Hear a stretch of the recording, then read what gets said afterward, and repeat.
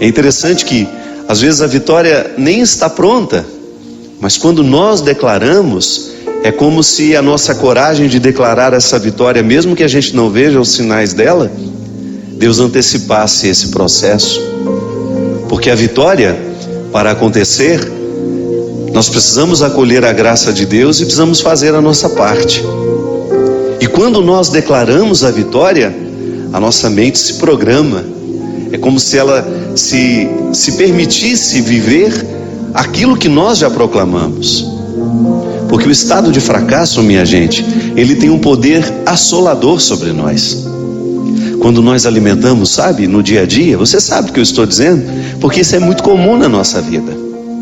Quando as coisas começam a dar errado, quando não acontecem de acordo com a nossa expectativa, com aquilo que a gente havia planejado, é natural que a gente se sinta, talvez não fracassados, mas a gente se sinta frustrados. A frustração faz parte da vida humana. Mas a frustração, quando ela não é trabalhada para a gente poder superar, né? Porque é natural que a gente se frustre, mas não é natural que a gente permaneça muito tempo frustrado. A gente já falou aqui tantas vezes da capacidade humana de superação, né?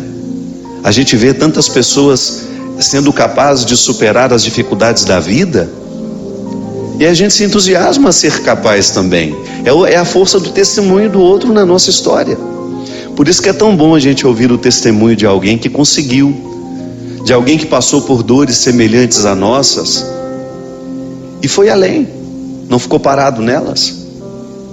Na minha pregação, eu peguei o exemplo da Ângela, lá de Maceió, quando eu estava fazendo o show lá em Cajueiro, uma cidade próxima a Maceió, uma cidadezinha pequena, bonita, onde eu tive a oportunidade de estar com aquele povo numa noite tão especial.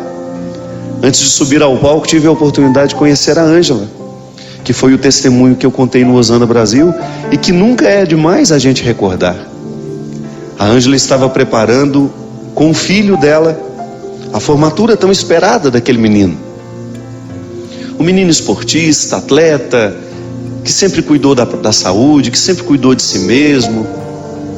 Naquela manhã, tomando café com a mãe, feliz por ter conseguido vencer a vida, vencer todas as dificuldades que são próprias da vida de um estudante. E naquele dia ele celebraria a sua vitória na faculdade, iria se formar. Mas a vida não permitiu que isso acontecesse. Na hora do almoço, quando Ângela voltou, tomou café com o rapaz, foi ao salão, foi preparar-se também, e quando voltou na hora do almoço, encontrou o filho morto dentro do banheiro. Depois de investigadas as causas da morte, uma parada cardíaca, um infarto fulminante, tão comum nos jovens de hoje, né? Um menino de 24 anos, que às vezes o problema do coração a gente tem e não sabe. A gente, muitas vezes estamos saudáveis e nos falta uma investigação. O check-upzinho faz bem a todo mundo, a quem tem saúde, sobretudo, também, para a gente poder identificar o que está errado dentro de nós. Infelizmente não deu tempo de descobrir que alguma coisa estava errada no coração daquele menino. Mas o grande testemunho da Ângela foi justamente me dizer, entre lágrimas: Padre, eu sinto muita saudade dele.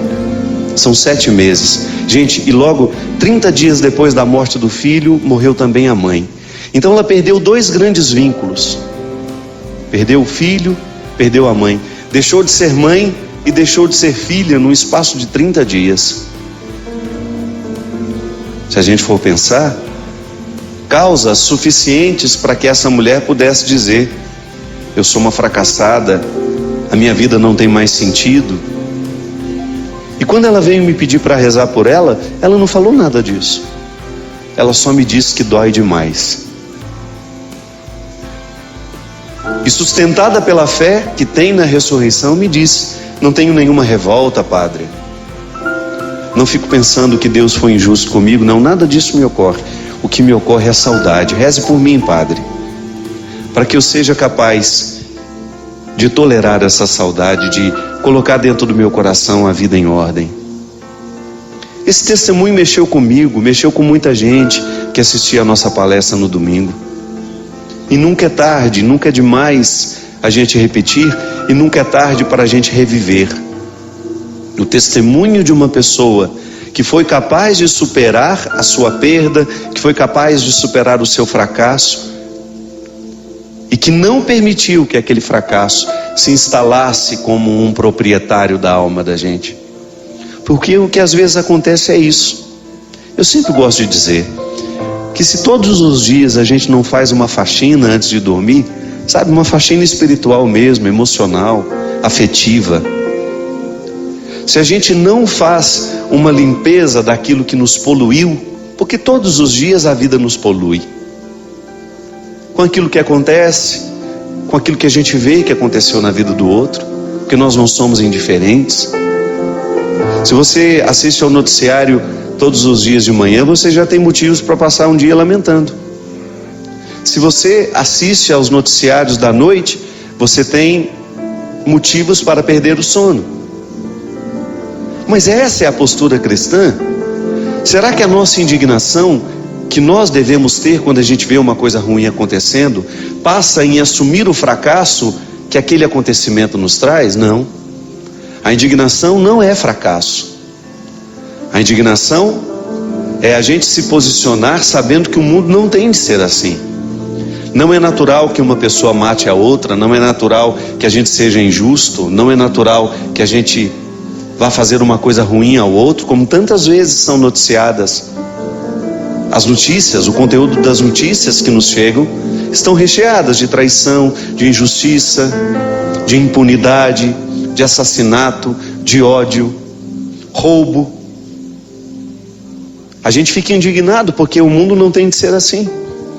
Mas qual é o papel dessa indignação? Provocar dentro de nós o desejo de fazer esse mundo ser diferente, então, a partir da parte que nos cabe. Como a Ângela fez. A Ângela, ao sentir a dor de perder um filho e de perder a mãe, ela resolveu recrutar tudo que a fé havia dado ela ao longo da vida. E resolveu proclamar a vitória, mesmo com o rosto coberto de lágrimas. Aí volta ao início. Quando a gente proclama uma vitória, mesmo sem a gente ter ainda a matéria-prima daquela vitória já nas mãos, a gente dispõe o espírito a não mergulhar no fracasso.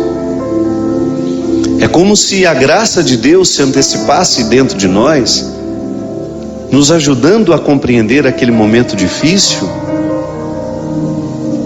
e nos dando o entendimento de que a vitória chegará. Porque o desafio do que sofre, aquele que está sofrendo hoje, por exemplo, uma perda, pode ser que você esteja me assistindo e você tenha sepultado um ente querido hoje. Pode ser que você tenha visto morrer um amigo, um filho, um pai, uma mãe, um irmão. É assim. Todos os dias alguém está perdendo. Mas a graça de Deus hoje pode lhe visitar, não lhe retirando essa saudade, porque esse é um processo humano. Deus não tem como retirar o que é humano. A saudade é um dom que nós temos dado por Ele. Como é que Ele vai tirar isso de mim? Eu não quero.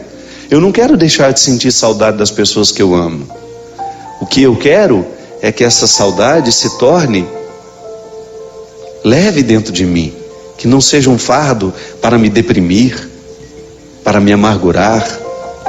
Então eu permito que a mão de Deus comece já a me consolar hoje, e eu alimente esse pensamento.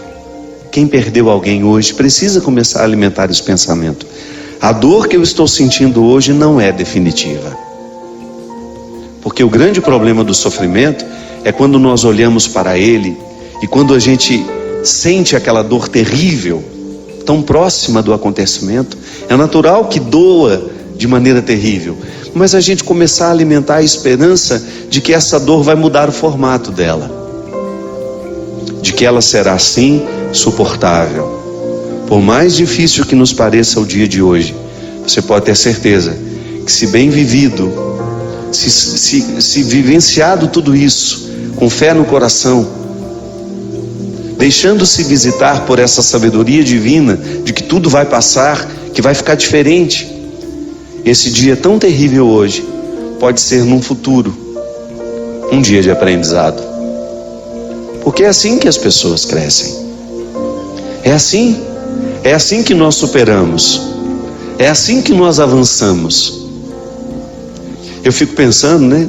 Eu tive uma vida muito difícil sempre. A vida na minha casa não é fácil até hoje. Eu tenho muitos motivos para poder desanimar. Tenho muitos. Todos os dias eu tenho motivos para desanimar. Por aquilo que eu não consigo com os meus irmãos, com os meus amigos, com aquilo que eu não consigo comigo mesmo, por aqueles que eu vejo morrer, por aqueles jovens que eu gostaria tanto que estivessem vivendo diferente, mas não.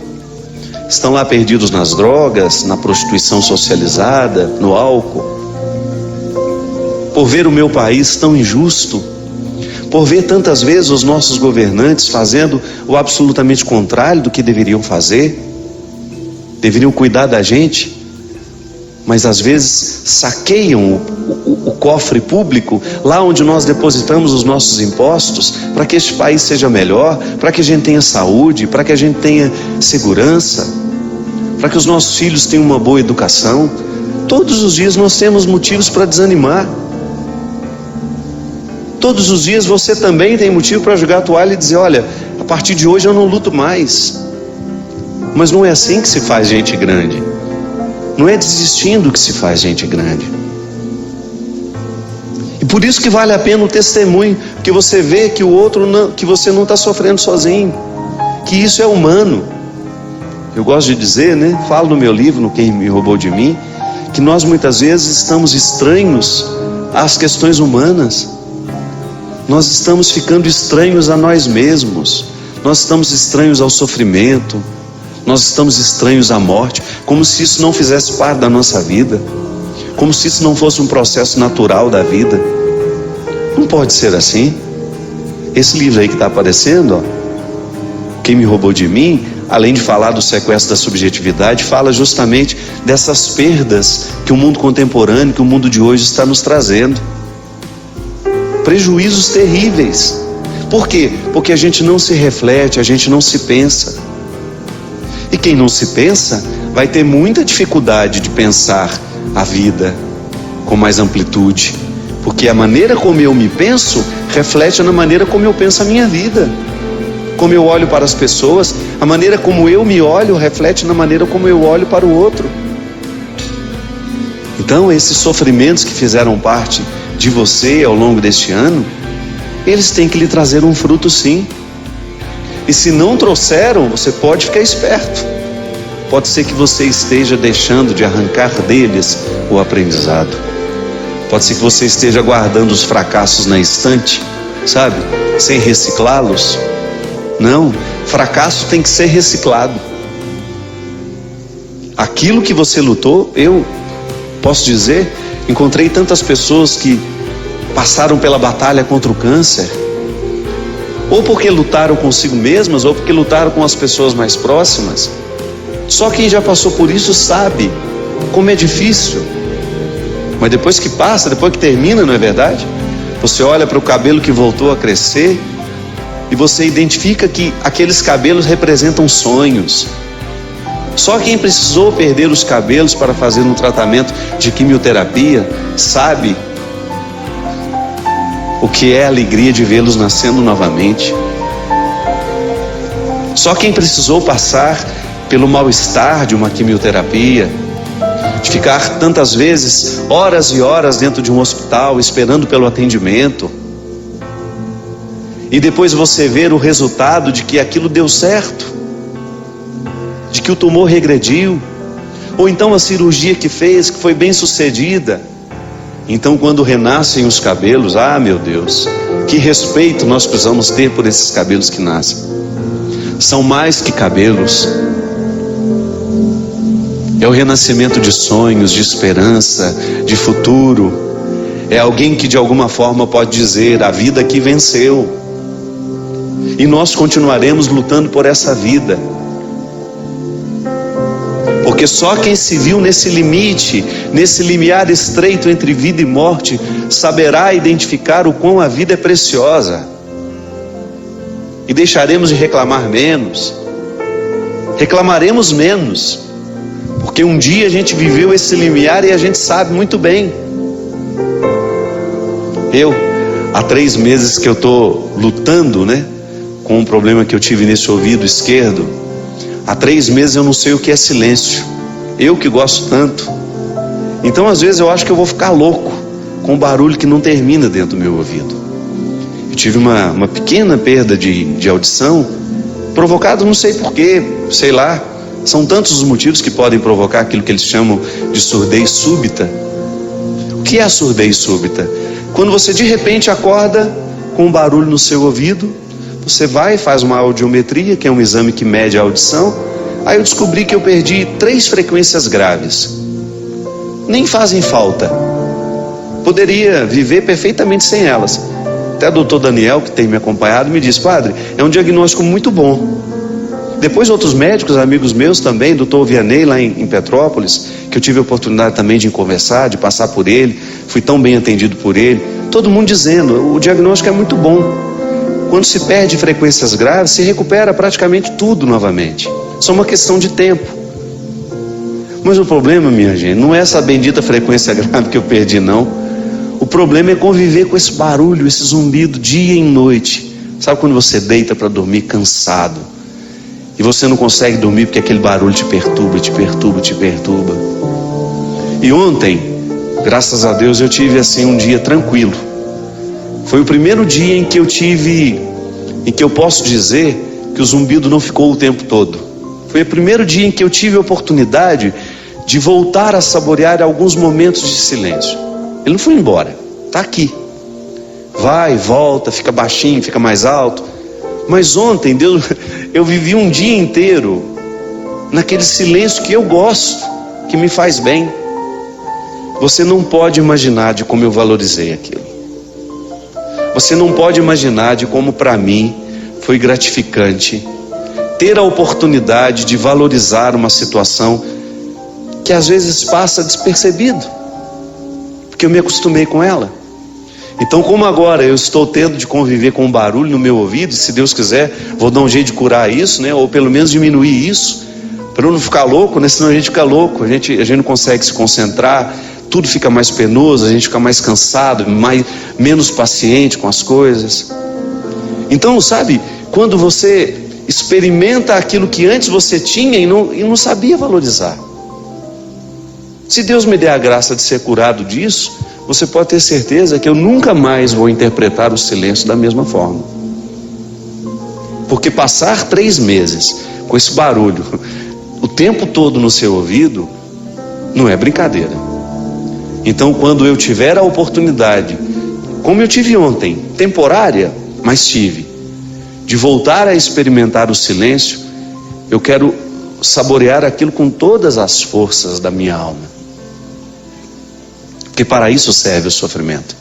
Por isso que eu estou lhe dizendo, o que lhe aborreceu ao longo desse ano? O que foi penoso para você? Eu dei meu testemunho, falei o testemunho da Ângela. A minha história é tão pequenininha, perto de tantos sofrimentos que a gente teve. A gente teve a Célia, nossa amiga aqui, que trabalha conosco, que enfrentou o ano passado, um pouco esse ano também, né, Célia? Ainda na continuidade do tratamento, 2010, 2011, continua em tratamento. A Célia sabe, nós vimos quando os cabelos da Célia caíram e depois vimos a alegria quando nasceram. Está aqui trabalhando, feliz da vida, levando a mãe dela por onde vai, com amor, com carinho. Mostra a Célia para nós, essa menina tão especial, tão cheia de Deus, que foi um testemunho para nós aqui, para quem esteve ao lado dela. Então, para a gente poder ter o direito de cantar essa música, Hoje Eu Livre Sou, a gente precisa vasculhar tudo o que foi difícil na nossa vida, porque somente a partir da superação dessas dificuldades. Que Deus lhe abençoe hoje e sempre, que a sua vida seja repleta de alegrias e o seu caminho iluminado pela luz do Espírito Santo. Inscreva-se no canal, curta, comente e compartilhe para que essa mensagem possa alcançar mais pessoas. Jamais perca a fé. E obrigado por assistir.